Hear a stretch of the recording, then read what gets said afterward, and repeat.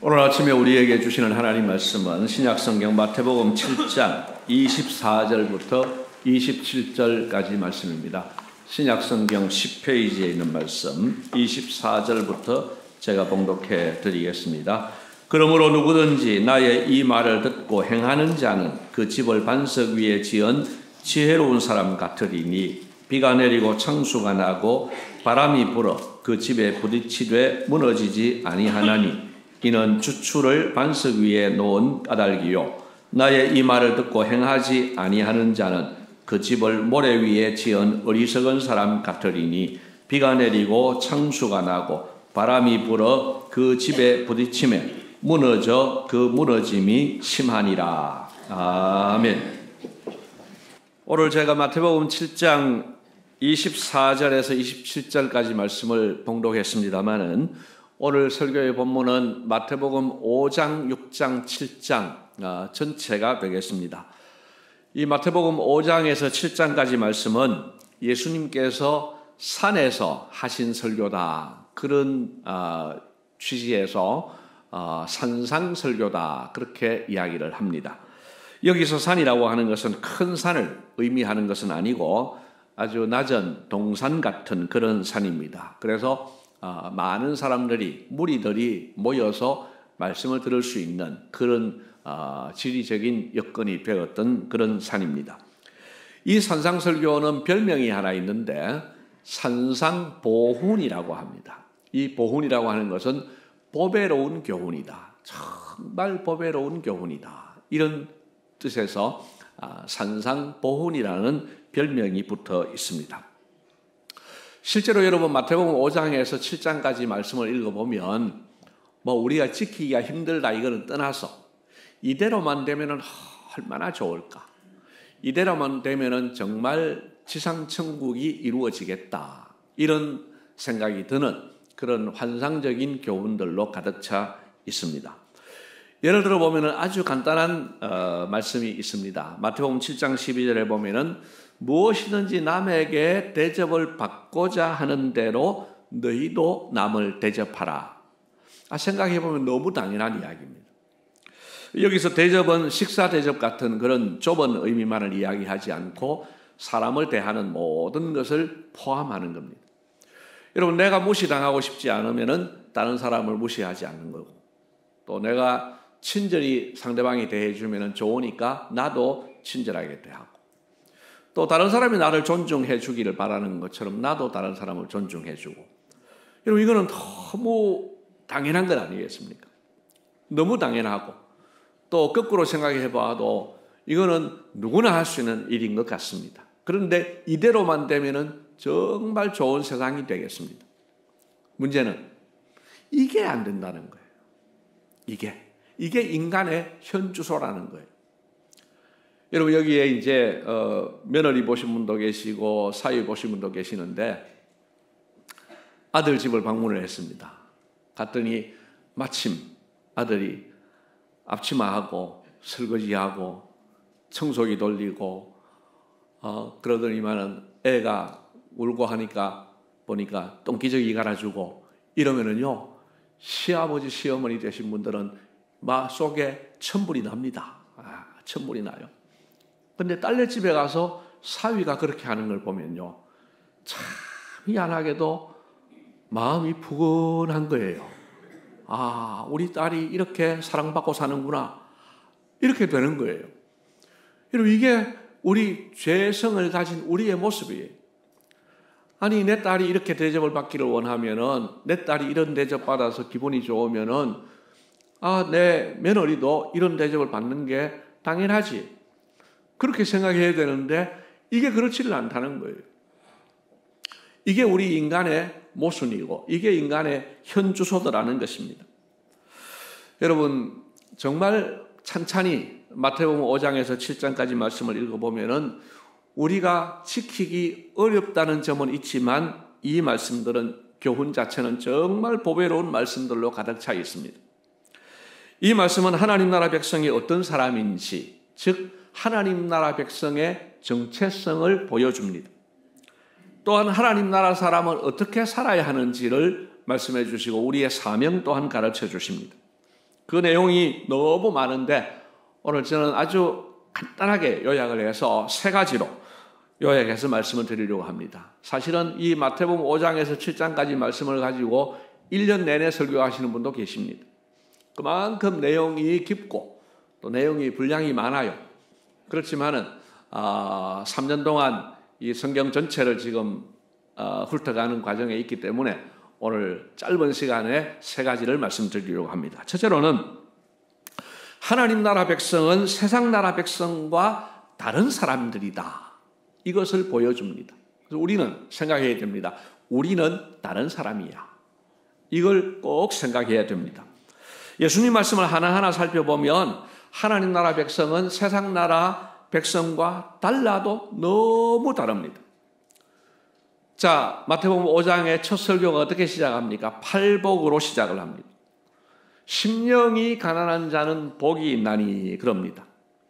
그 다음에는 애통하는 자는 복이 있나니 그렇게 이야기합니다. 여러분 여기에서 가난하다고 하는 것은 물질적인 가난을 의미하지는 않습니다. 그런데 영적으로 가난함을 이야기를 하는데 이 가난함에 있어서 비교적 가난한 자를 이야기하지 않습니다.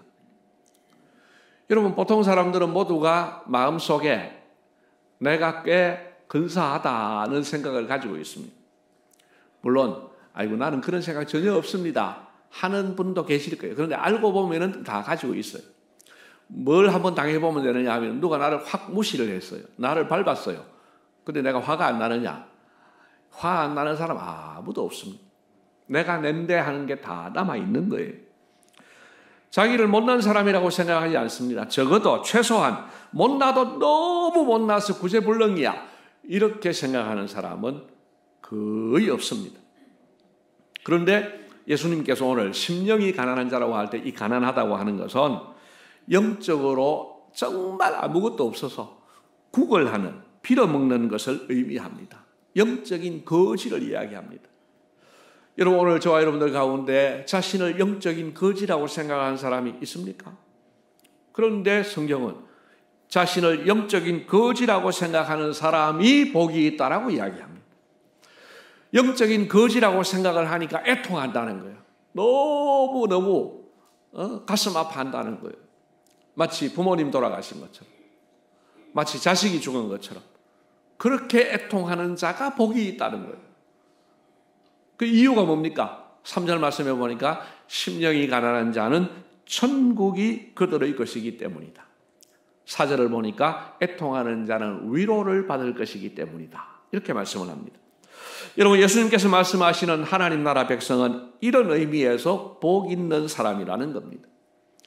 여러분 세상 사람들 치고 이걸 복 있다라고 생각하는 사람은 아무도 없습니다. 그러니까 이걸 복 있다고 생각하는 이것은 얼마나 다르냐 하는 것입니다. 여러분 오늘 하나님 나라의 백성은 이렇게 너무 다른 겁니다. 또 다른 예를 들어볼까요? 이웃사랑도 그렇습니다. 세상 사람들의 이웃사랑은 어떤 것입니까? 만약에 말입니다. 그냥 평범하게 사는 한 가정에서 자신이 받은 소득 중에서 월 10만 원을 떼어서 가난한 사람을 돕는 사람이 있다고 하면, 지속적으로 돕는 사람이 있다고 하면 굉장한 선행을 하는 사람이죠. 자, 12월이 되었습니다.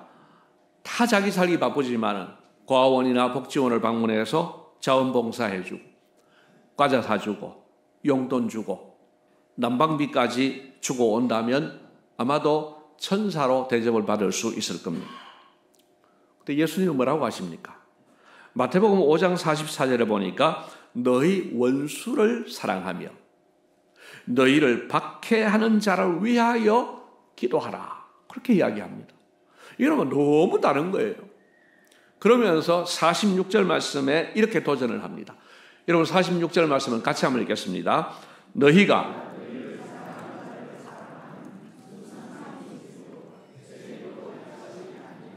아멘. 여기 세리는 우리에게 와닿지 않아서요. 세리 대신에 도둑놈을 넣어보십시오. 너희를 사랑하는 자를 사랑하면은 그거는 도둑놈도 하고 있다. 여러분 도둑놈도 내 좋다 하는 사람은 좋아하지 않겠냐. 이거는 가장 악한 사람도 그거는 당연한 건데 너희를 사랑하는 사람만 사랑하고 너희를 미워하는 사람을 사랑하지 않는다고 하면 그건 하나님 나라 백성이 아니다라고 이야기를 하는 거예요. 여러분, 예수님은 이런 차원으로 살아가는 사람이 하나님 나라 백성이라고 말씀하시는 겁니다. 그러니까 세상 나라 사람과는 너무 다른 삶을 살아야 한다는 말씀입니다. 하나만 더 살펴볼까요? 마태복음 6장 19절 말씀에 너희를 위하여 보물을 땅에 쌓아두지 말라. 20절에 보면 오직 너희를 위하여 보물을 하늘에 쌓아두라. 그렇게 말씀합니다.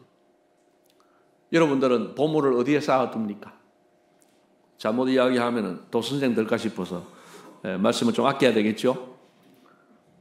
그런 사람이 있는가 하면 속으로 이런 생각이 듭니다. 나는 지금 쌓아놓을 돈이 어디 있노? 쌓아놓을 돈도 없다. 뭐 그런 분도 계시겠지만, 그러나 우리는 늘 하루하루 쌓아갑니다. 돈을 쓰는 것은 다 거기에 투자를 하는 거예요. 시간을 사용하는 것, 내 몸을 움직여서 뭔가에 투자하는 것, 그거 다 쌓아두는 행위인데 우리가 주로 하는 것들이 땅에 쌓아두더라는 것. 좋은 집 사고, 좋은 차 타고, 또 은행 저축하고, 좋은 옷 입고, 좋은 맛있는 거 먹고, 여러분 이러고 살잖아요. 그런데 예수님 뭐라고 하십니까? 하늘에 쌓아두라. 오늘 이 주일에 예배의 자리에 나오신 여러분들 다 지금 하늘에 보물을 쌓아두는 행위입니다. 예. 누가 예수 믿지 않는 사람이 이 시간에 이 소중한 시간에 이 자리에 나와요? 그래서 여러분들 지금 적어도 이 시간에 보물을 하늘에 쌓아두고 있는 거예요. 또 하나님 앞에 헌금을 드립니다. 뭐 돈 귀하지 않은 사람 누가 있습니까? 헌금 드리는 것도 보물을 하늘에 쌓아두는 것이고, 이웃을 위해서 구제하는 것, 또 영혼 구원을 위해 선교하는 것, 또 물질뿐만 아니라 내 몸을 바쳐서, 시간을 바쳐서 하나님 나라 위에 일하는 것, 다 하나님 나라의 하늘에 보물을 쌓아두는 겁니다. 여러분, 세상 사람들과 너무 다른 거예요. 한마디로 하나님 나라 백성은 세상 나라 백성과 전혀 다른 사람이라는 것을 보여주는 것입니다. 여러분, 우리는 다른 사람이고 달라야 하는 사람입니다. 한번 이렇게 따라합시다. 나는 다른 사람이다. 나는 전혀 다른 사람이다. 네, 주님은 이것을 우리에게 말씀하시면서 이것을 명심하고 살아라고 말씀하십니다. 두 번째로 하나님 나라 백성의 삶은 실제적인 열매로 확인됩니다. 우리 한국교회에서 믿음 생활은 교회당 안에서만 이루어지는 것으로 인식이 된 것 같습니다. 잘못 인식된 거죠. 자, 예배에 열심히 하시고, 기도에 열심히 하시고, 교회 봉사에 열심히 하시고, 거기다가 헌금까지 열심히 하면 자타가, 아, 저분 믿음이 좋아, 나는 믿음이 괜찮아, 이렇게 생각을 한다는 거죠. 그거면 됐다고 생각하는 것 같습니다. 물론 이것도 중요합니다. 그러나 이것이 전부다라고 생각하면 안 된다는 겁니다. 그런데 우리는 이걸 전부라고 생각하는 경향이 있습니다. 그래서 예배가 마친 후에는 희한한 일들이 일어나는 교회가 많습니다. 우리 교회 이야기 아닙니다. 자, 회의를, 여기서 예배를 드리고 여기서 회의를 모였어요. 예배를 드릴 때 모두가 거룩한 사람처럼 보이고 모두가 좋은 사람 같은데 회의를 모여서 고성이 오가고 화를 내고 회의가 더 이상 진행이 안 되어서 듣도 보도 못한 비상정회, 이런 것들을 교회에서 선포를 하고 그냥 끝내버리는, 그래서 다음 회의도 모이지 못하는 이런 교회들이 있더라 하는 겁니다. 이게 정상이겠습니까? 오늘 이곳에서 예배를 잘 드리고 한두 층 내려가서 주방에 가서 안 좋은 일들이 거기에서 벌어지고, 주차장에 가서 또 안 좋은 일들이 벌어지고, 여러분, 이것은 아니라는 겁니다. 여기까지는 다른 교회 이야기고요. 우리 교회 이야기 좀 하겠습니다. 우리 교회 길 건너편에 유료 주차장을 쓰는데 유료 주차장 관리하는 분이 우리에게 간청 내지는 경고가 왔습니다. 제발 차 좀 시키는 대로 주차해 주십시오. 그래야 시키는 대로 해야 다른 차들이 나올 때에 나올 수가 있는데 급하니까 그냥 주차관리위원이 거기 세우면 안 됩니다 하는데도 세우고 간다는 거예요. 누가 세운지 모릅니다. 내가 지금 누구를 겨냥하는 건 절대로 아닙니다. 그것까지 저한테 일러주는 사람은 없습니다. 그런데 입장은 이해는 돼요. 또 제가 우리 교회 담임 목사 입장에서는 좋은 주차장을 구비하지 못한 것에 대해서 죄송하게 생각을 합니다. 그러나 아닙니다. 그 예수 믿지 않는 직원에게 우리는 예수 믿는 사람으로서 분명히 달라야 되는데, 최소한이라도 지켜줘야 되는데, 그분들이 그렇게 요청을 해서 한울교회 주차위원이 직접 와가지고 주차 관리해 주세요. 잘못하면 다음에는 주차 못합니다. 이럴 수 있는 경고를 지금 받고 있습니다. 여러분, 오늘 이후로 여기에서의 믿음이 주차장에서도 드러날 수 있기를 바랍니다. 아멘. 그래야 되는 거예요.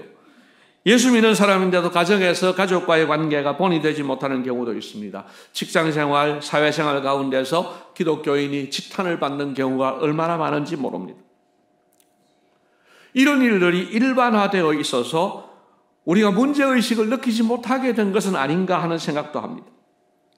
그러나 오늘 예수님 말씀을 정직하게 들으면 사실은 이 문제는 아주 심각한 문제입니다. 예수님은 우리가 알아듣기 쉽게 나무와 열매로 말씀해 주셨습니다. 제가 퀴즈를 한번 내겠습니다. 여러분 중에 열매가 없는 상태에서 사과나무, 배나무, 그 다음에 복숭아나무 또는 자두나무, 이 네 가지를 구분할 수 있는 사람 혹시 계십니까? 아마 이 네 가지를 구분할 수 있는 사람 별로 없을 거예요. 시골에서 뭐 과수원 집 아들이나 딸로 사랑하는 사람 아니면 이게 잘 모를 거예요. 잘 모릅니다. 그런데요, 여기 열매가 맺히면 초등학교 1학년도 다 압니다. 사과가 맺히면 무슨 나무? 사과나무. 복숭아가 맺히면 복숭아나무. 여러분, 이게 진리라는 거예요. 그래서 예수님 말씀하십니다. 마태복음 7장 17절 이하에 보면은 좋은 나무가 아름다운 열매를 맺고 못된 나무는 못된 열매를 맺는다. 사과나무가 배를 맺을 수 없고 배나무가 사과 맺을 수 없다. 그러면서 정직하게 이야기합니다. 나에게 나쁜 열매가 맺히느냐? 나쁜 나무다. 이것을 우리에게 말씀합니다. 그러면서 더 충격적인 말씀을 19절에 하고 있습니다. 여러분 19절 말씀은 같이 한번 읽도록 하겠습니다. 마태복음 7장 19절 말씀. 아름다운 열매를 맺지 아니하는 나무마다 찍혀 불에 던져지느니라. 아멘. 무서운 말씀입니다. 여러분, 나무는 뭡니까? 내 신앙의 인격입니다. 열매는 뭡니까? 나의 말과 행동으로 드러나는 겁니다. 여러분, 우리는 이렇게 자신에게 쏟고 있는 것 아닙니까? 나쁜 열매를 맺으면서도 나는 좋은 나무다. 그렇게 쏟지 말아라는 거예요. 여러분, 설교 듣고 해서 설교 들으면서 아멘 한다고, 눈물 흘리면서 기도한다고, 교회 봉사 열심히 한다고 다 된 것이 아니라는 겁니다. 그것도 중요해요. 그러나 그것 했다고 해서 이만하면 믿음 좋다가 아니라는 겁니다. 순종이라는 열매가 실제로 맺혀야 한다는 겁니다. 착한 행실의 열매, 화목과 화평의 열매, 이웃사랑의 열매, 또 이웃을 사랑하되 폼 잡으려고 하지 말고 구제를 하되 아무도 모르게 할 수 있는 이런 열매들이 실제로 맺혀야 한다는 겁니다. 나에게서 별로 좋지 않은 열매들이 맺히고 있음에도 불구하고 심지어는 그것조차도 모르고 이 정도야 뭐 다 하는 거지. 그러면서 내가 꽤 근사한 나무라고 생각한다면 오늘 성경은 여지없이 그거 아니야. 네가 나쁜 열매 맺는다면 너는 나쁜 나무야. 네가 좋은 열매를 맺을 때 그때 네가 좋은 나무야 라고 주님 말씀하십니다. 여러분, 우리 아파도 이 말씀을 그대로 받아야 됩니다. 마지막 세 번째입니다. 결론입니다. 우리는 어떻게 하나님 나라 백성의 삶을 살 수 있습니까? 여기까지 설교를 듣고 우리의 고민은 비슷할 겁니다. 아니, 우리가 어떻게 이 말씀을 다 지킬 수 있습니까? 목사님은 이 말씀 다 지킵니까? 네, 죄송합니다만은 저도 이 말씀 다 지키지를 못합니다. 그런데 저보고 지키라고 합니까? 포기하랍니다.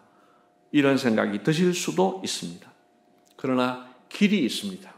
오늘 이 성경이 가르쳐주는 이 길을 잘 주의해서 들으시고 우리에게 좀 살 길이 열리면 좋겠습니다. 여러분, 먼저 기억하실 것은 예수님께서 우리에게 불가능하신 것을 요구하지 않는다는 사실입니다. 여러분, 예수님께서 우리에게 뭔가를 요구를 하시면 분명히 대책이 있습니다. 여러분, 부모님들이 자녀들한테 양육할 때도 그렇지 않습니까? 초등학교 5학년짜리한테 뭘 시킬 때에 도저히 할 수 없는 거 시킵니까? 그 아이가 할 수 있는 거 시킵니다. 여러분, 예수님도 우리가 할 수 있는 방안을 제시하면서 이 일을 시키고 있습니다. 자, 그 방안을 말씀을 드리려고 합니다. 잘 들으십시오.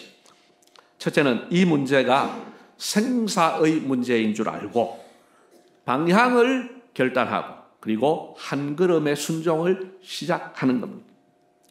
여러분, 세상의 좁은 문으로 험한 길로 가고 싶은 사람은 없습니다. 병원에 가서 나 가만히 있는데 사람이 수술받고 싶다. 그런 사람은 없습니다. 그러나 수술을 받아야 산다라고 하면, 수술 안 받으면 죽는다고 하면은 싫어도 수술을 받습니다. 여러분, 마찬가지로 오늘 주님께서 좁은 문으로 들어가야만 산다고 이야기를 합니다. 이 길을 안 가면은 멸망한다고 말씀을 하십니다. 여러분, 세계 지도를 우리가 볼 때에 뭐 큼지막한 것도 있지만 어떤 거는 손 안에 들어오는 세계 지도도 있습니다. 그 세계 지도가 어떻게 만들어집니까? 큰 것을 줄여서 소위 말하는 엑기스로 줄여서 손바닥 안에 들어오는 지도를 만듭니다.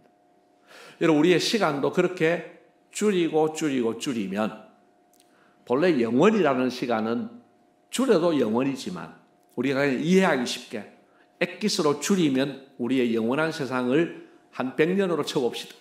줄이면 지도처럼 말이죠.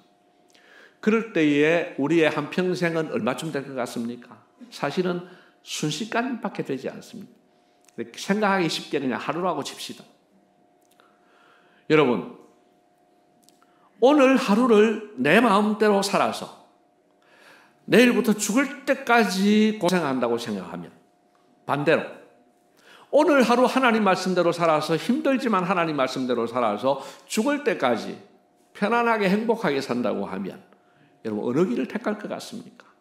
당연히 영원을 위해서, 평생을 위해서 오늘 하루쯤은 손해볼 수 있습니다. 여러분, 우리에게 이 계산이 필요하다는 거예요. 오늘 하루 내 마음대로 살아서 여기에서의 평생 내 마음대로 살아서 죽음 이후에 영원한 벌에 들어가는 것보다 오늘 하루 힘들어도 주의 말씀대로 살아서 영원한 세상을 보장받는 것이 훨씬 더 유익하다는 겁니다. 그게 사는 길이라는 겁니다. 그래서 우리는 사는 길을 선택해야 됩니다. 오늘 본문에 바위 반석 위에 집을 짓는 게 힘들지만 모래 위에 집을 지으면 편하지만 쉽지만 모래 위에 지은 집은 무너져 내린다. 평생에 집 하나 지었는데 그게 무너져 내리면 여러분 얼마나 안타깝습니까? 그래서 이 시간 결단해야 됩니다. 방향을 결단해야 됩니다. 여러분, 적어도 어떻게 행동하느냐는 다음 문제로 두고 여러분 1단계를 한번 생각해 봅시다. 여러분, 방향을 하나님이 기뻐하시는 방향으로 선택할 수 있기를 축복합니다. 방향은 이 시간에도 결단할 수 있어요. 미루지 마시고. 자, 방향을 결단했습니다. 그 다음에는요, 우리 속담이 참 여기 이 말씀에 어울립니다. 천리길도 한 걸음부터. 여러분, 천리길을 가는데 한 걸음이 무슨 의미가 있겠습니까마는 아닙니다. 한 걸음 한 걸음을 내딛다 보면은 하루를 걷고 열흘을 걸으면은 이 한 걸음 한 걸음이 얼마나 큰 위력을 발휘하는지 모릅니다. 결국은 천리길도 도착할 수 있습니다. 오늘 하나님 나라 이 말씀이 우리에게 너무 멀어 보입니다. 그렇지만 성경은 방향을 결정하고 그리고 한 걸음을 내딛으라고 이야기합니다. 여러분, 오늘부터 당장에 천사 되라고 하는 것 아닙니다. 그러나 오늘 예배를 마치고 나가면서 여러분 한 걸음의 변화가 있으시기를 축복합니다. 한 걸음은 할 수 있거든요. 한 걸음은. 그러면은 그 한 걸음 한 걸음이 쌓이면은 1년, 2년이 지나고 10년이 지나면 우리는 굉장히 큰 진보를 보일 수 있습니다. 그러나 반대로 아니 이걸 어떻게 할 수 있어? 나는 못해! 하고 포기하면 10년, 20년을 가도 평생을 예수 믿어도 전혀 변화가 나타나지 않습니다. 오늘 지금까지 우리가 그렇게 살아온 것은 아닌지 여러분 오늘 이 시간에 방향을 결단하고 그리고 한 걸음의 실천을 시작할 수 있는 우리 모두가 되시기를 주님의 이름으로 축복합니다. 그러나 이것 가지고 다 되는 건 아니에요. 천리길도 한 걸음 그러면은 한 달 걸어가면은 도착해요. 그렇지만은 하나님 말씀대로 살아가는 것은 그렇게 되지는 않습니다.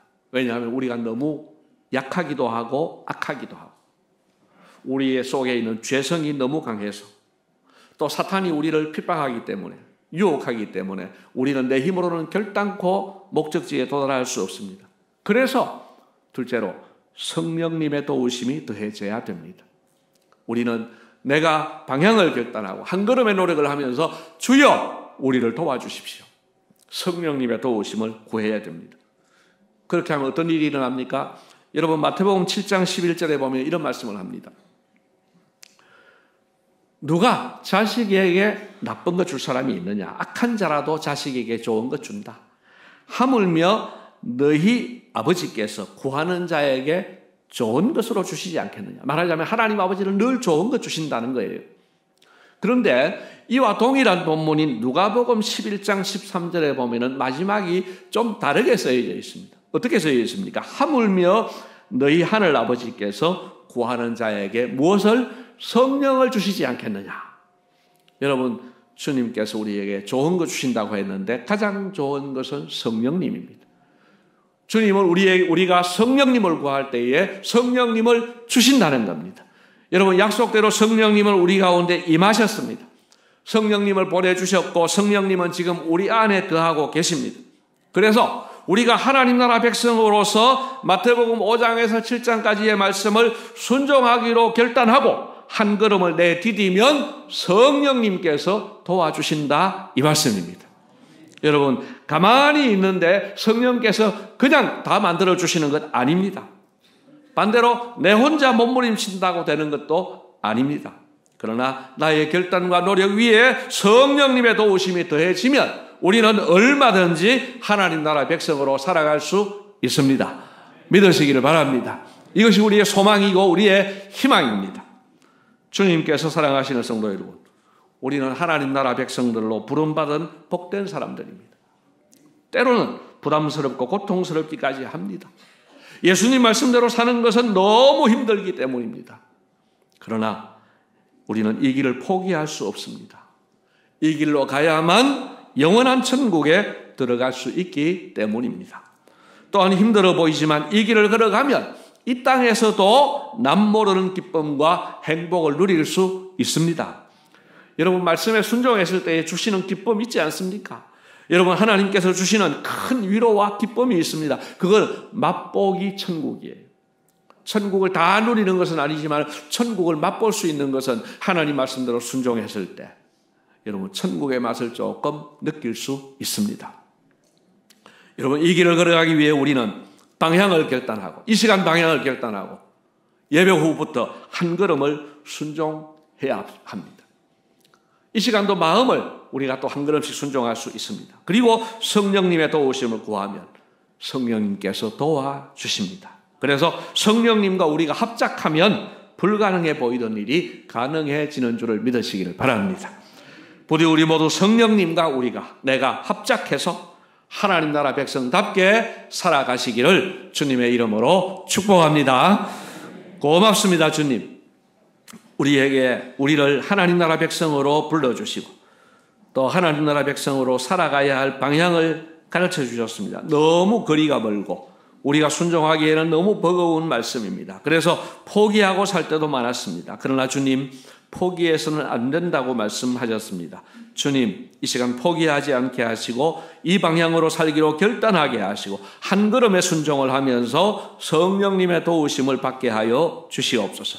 그래서 기어코 우리가 하나님 나라 백성다운 사람으로 변화되게 하시고 아름다운 열매를 맺게 하여 주시옵소서. 감사하옵고 예수님 이름으로 기도드리옵나이다. 아멘.